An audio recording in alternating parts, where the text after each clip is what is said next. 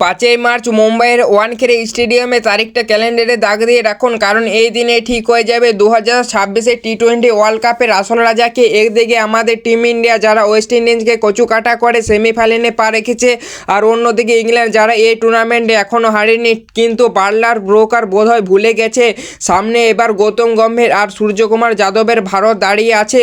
লড়াইটা শুধু ব্যাটে বলে নয়, লড়াইটা সম্মানের।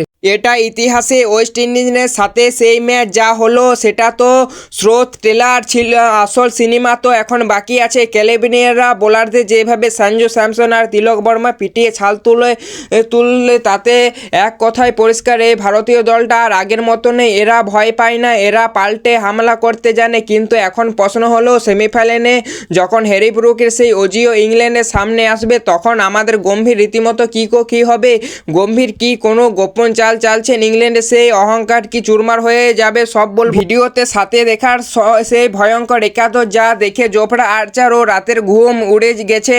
দেখুন ওয়ানখেড়ে মানে কিন্তু রানের পাহাড়, এখানকার লাল মাটির পিচ, বল ব্যাটে আসে ঠিক সে যেন মাখনের মতো। কিন্তু ওয়ান টুইট আছে সমুদ্রের ধারে এক মাঠে রাতের দিকে যখন শিশির বা ভিউ পড়ে, তখন বল গ্রিপ করা বোলারদের কাছে জনদ্রুত হয়ে দাঁড়ায়। সে টস জিতবে, সে তো চোখ বন্ধ করে আগে ফিল্ডিং নেবে। কিন্তু গম্ভীরের মাথায় অন্য কিছু ঘটছে। তিনি জানেন ইংল্যান্ডের এই বাস বল মার ক্রিকেটে থামাকে গেলে শুধু ভালো খেললে হবে না, ওদের চোখে চোখ রেখে লড়াই করতে হবে। আর সেই লড়াইয়ের জন্য তৈরি হয়েছে এক বিশেষ ব্রহ্মাস্ত্র।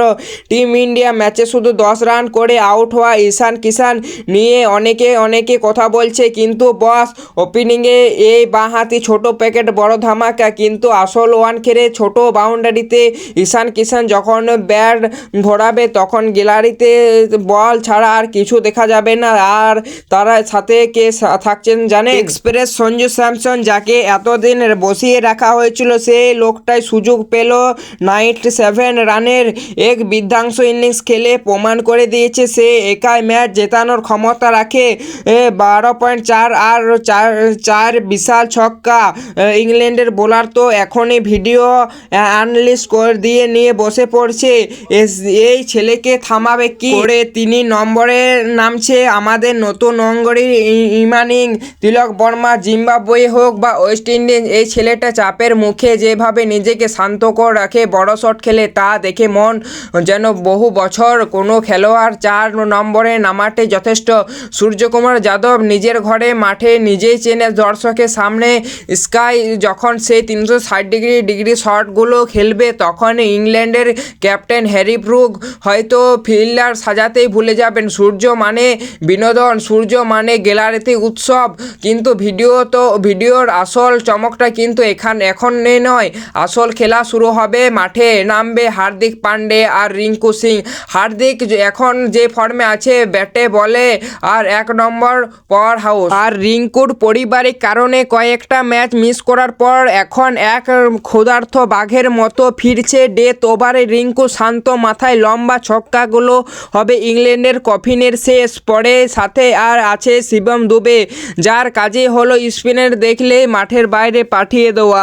ও আদিল রাশেদকে কি পারবে ঝড় সামলাতে? বোলিংয়ে আমাদের তো তোষপে তাজ, কিন্তু একজনে জসপ্রীত বুমরা। জাবাকার মানে স্ট্যাম্পের ড্যান্স। লস বার্লার হোক বা ফিলসল, বুমরার সামনে সবাই কিন্তু ব্যাকফুটের সাথে আছে।